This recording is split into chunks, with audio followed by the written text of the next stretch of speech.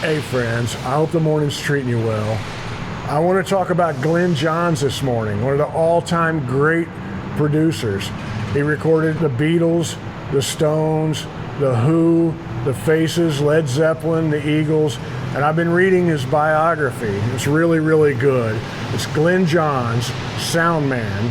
A life recording hits with the Rolling Stones, the Who, Led Zeppelin, the Eagles, Eric Clapton, the Faces, and so many more. There are blurbs all through this book from rock and roll royalty talking about the greatness of Glyn Johns, and they're right.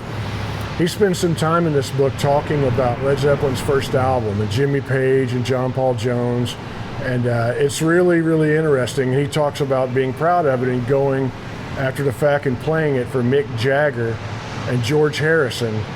And I was pretty surprised by what they thought about it, and I'm going to get to that. But I want to point out before I do, one of the things that stood out to me in the great Beatles film Get Back was Glyn Johns. He's all through it, and it shows him in such a wonderful light. But besides having all the technical skills and the ears and all of that, he's always around what's happening and he's listening. When the Beatles are talking to each other, sometimes they're laughing, sometimes they're not getting along so great. He's always there, and he's in tune with what the artist is saying constantly, and he's advocating on the part of the artist.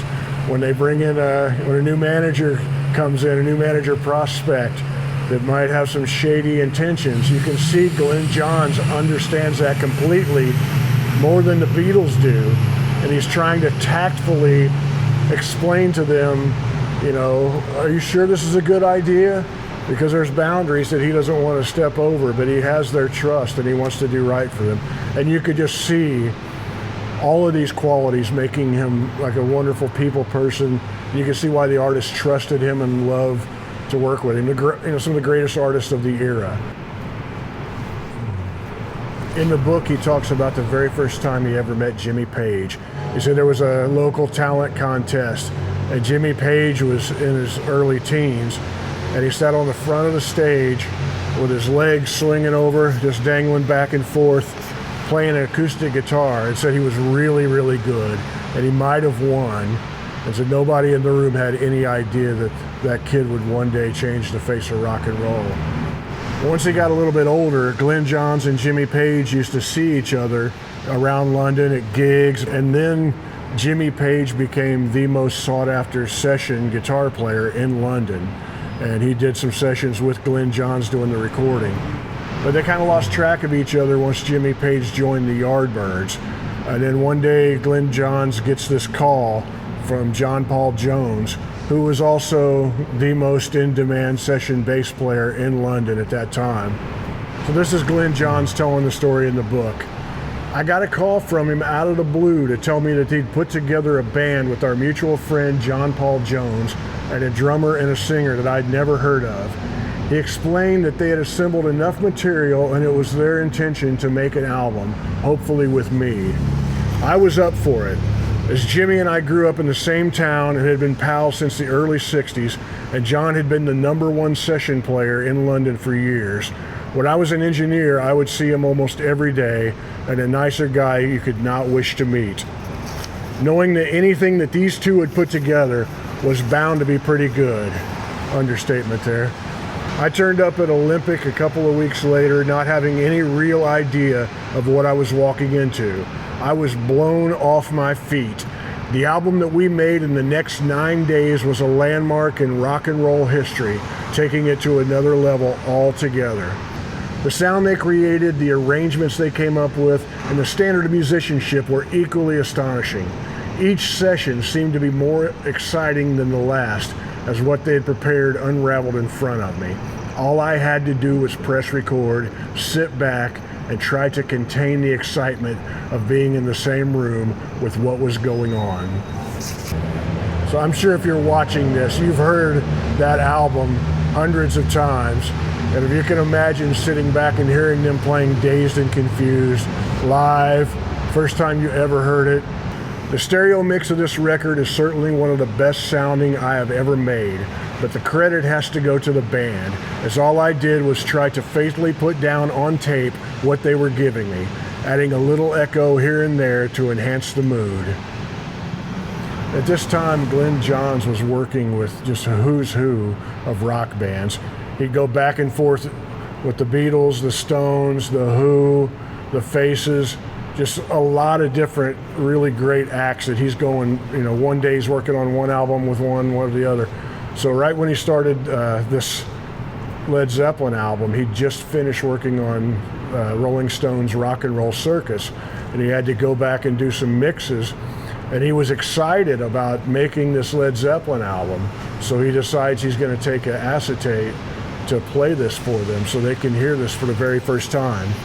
And Glyn Johns says, "We were putting together the Rolling Stones Rock and Roll Circus just as the album was finished. So I took my acetate to a production meeting and played it for Mick Jagger, suggesting that I felt that the band was going to be huge and therefore we should have them on the show as it would be an enormous coup. Led Zeppelin on the Rolling Stones Rock and Roll Circus. My suggestion fell on deaf ears, as Mick did not get it at all.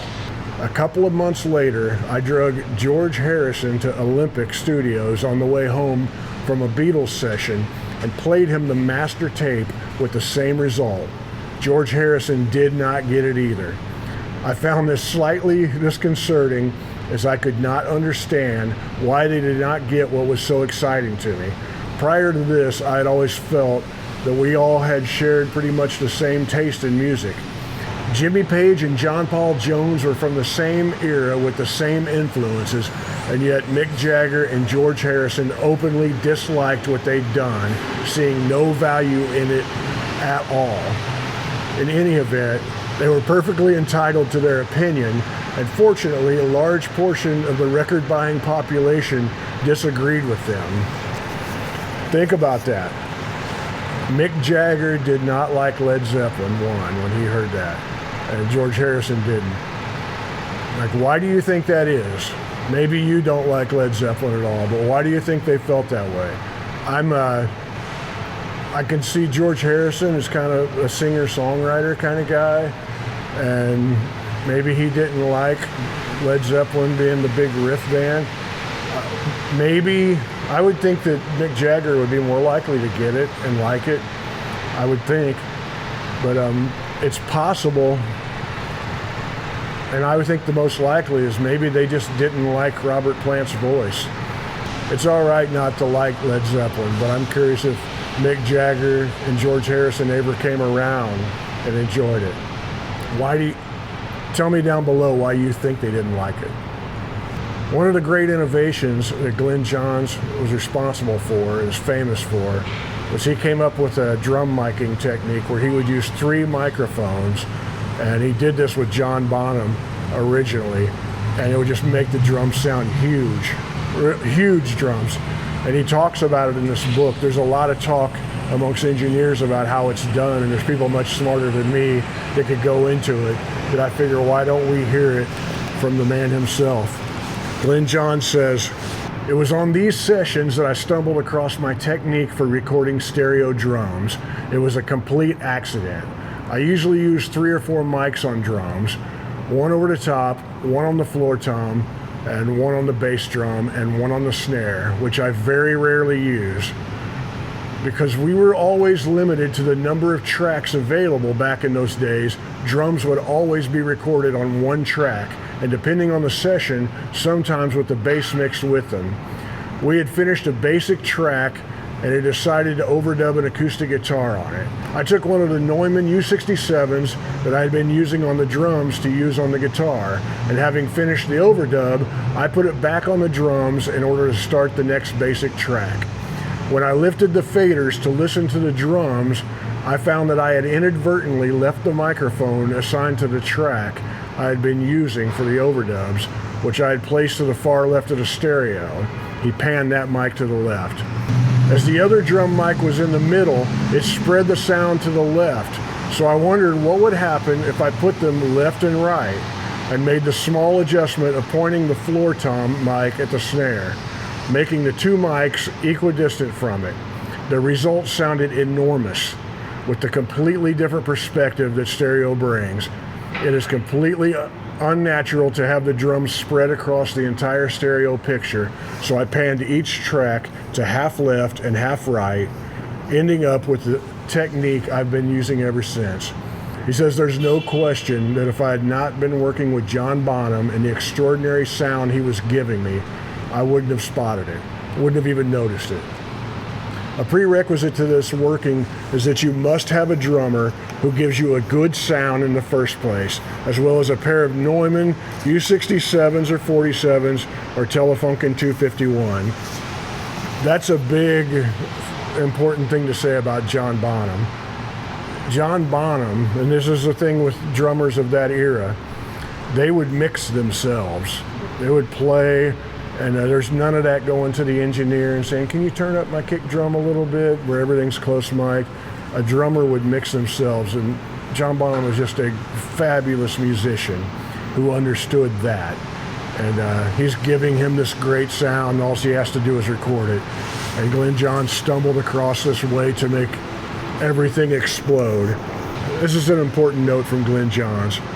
There are all kinds of representations of this method on YouTube claiming to be my version. None of these are accurate. Contrary to the popular belief, I have never used a tape measure. I'd always heard that he did.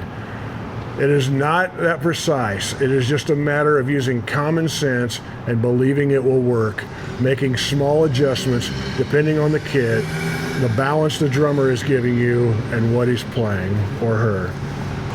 I love that he points out how important it was for him to just listen. You know, your ears work better than any tape measure could.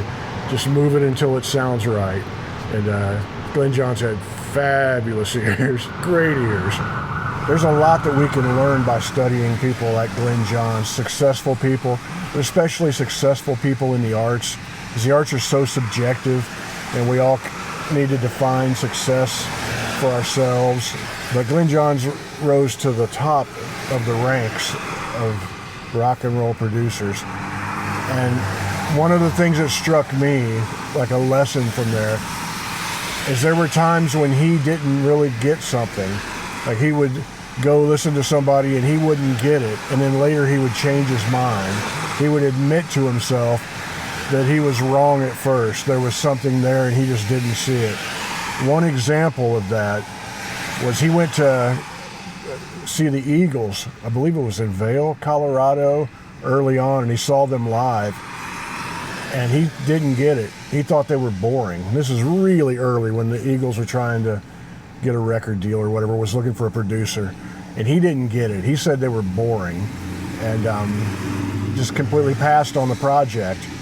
And David Geffen hounded him, and just kept saying, there's something here, and you need to give it a second look, because he really wanted Glyn Johns to produce the Eagles. He's like, so he talked him into coming back out to LA. He saw them again and went to rehearsals, and he still really wasn't getting it.